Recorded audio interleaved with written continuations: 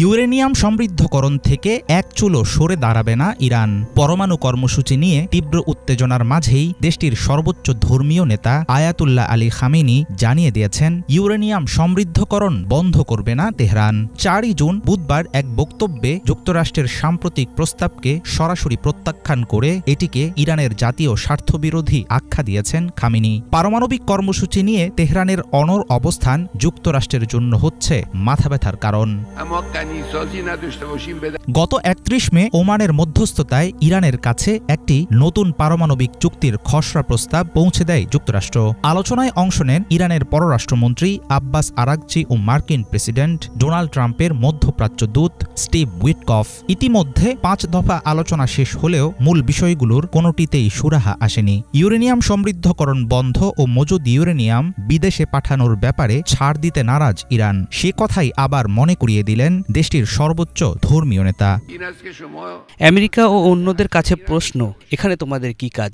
Iran uranium সমৃদ্ধ করলে তোমাদের সমস্যা কোথায়? এ বিষয়ে নাক গলানোর অধিকার কে দিয়েছে তোমাদের?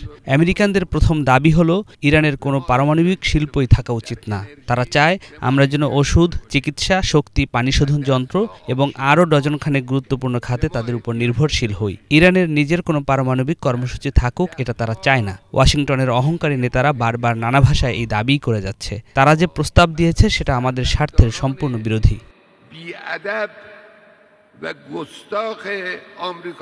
2018 সালে ঐতিহাসিক পারমাণবিক চুক্তি থেকে যুক্তরাষ্ট্রকে প্রত্যাহার করে নেয় ট্রাম্প প্রশাসন। তখন পুনরায় ইরানের উপর আরোপ করা হয় কঠোর নিষেধাজ্ঞা। এরপর থেকেই চুক্তির সীমা লঙ্ঘন করে উচ্চমাত্রা ইউরেনিয়াম সমৃদ্ধের অভিযোগ ওঠে তেহরানের বিরুদ্ধে। দ্বিতীয় দফায় প্রেসিডেন্ট হিসেবে ক্ষমতায় আসার পর ট্রাম্প ইরানের উপর সর্বোচ্চ চাপ প্রয়োগের কৌশল শুরু করেছেন। ইরান অবশ্য সবসময়ই দাবি করে আসছে পরমাণু অস্ত্র তাদের লক্ষ্য না। আমরা শান্তি ও নিরাপত্তা চাই, পারমাণবিক অস্ত্র আমাদের লক্ষ্য না। যারা বলছে আমরা পারমাণবিক অস্ত্র ও গণবিধ্বংসী সমরাস্ত্রের দিকে এগোচ্ছি, তারাই আসলে মুসলিম অধ্যুষিত এই অঞ্চলে পরমাণু অস্ত্র ও গণবিধ্বংসী শক্তির ভয় দেখাচ্ছে। আমরা আমাদের বৈজ্ঞানিক, প্রযুক্তিগত এবং পারমাণবিক অধিকার থেকে এক চুলও সরে আসব না। এই অঞ্চলে যুক্তরাষ্ট্রের মদদে ইসরায়েল যে হত্যাকাণ্ড, লুণ্ঠন ও গণহত্যা চালিয়ে যাচ্ছে, কোনো সচেতন ও স্বাধীন মানুষ কখনোই সেসব মেনে নেবে না।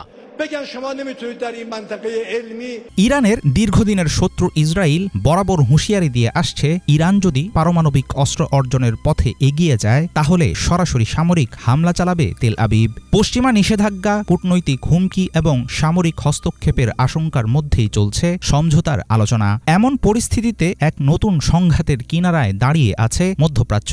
যুক্তরাষ্ট্র ও ইরানের মুখোমুখি অবস্থান চূড়ান্ত পরিণতির দিকে গড়ালে মারাত্মক হুমকির মুখে পড়বে গোটা অঞ্চল। হাফিজুল ইসলাম, বাংলা ভিশন।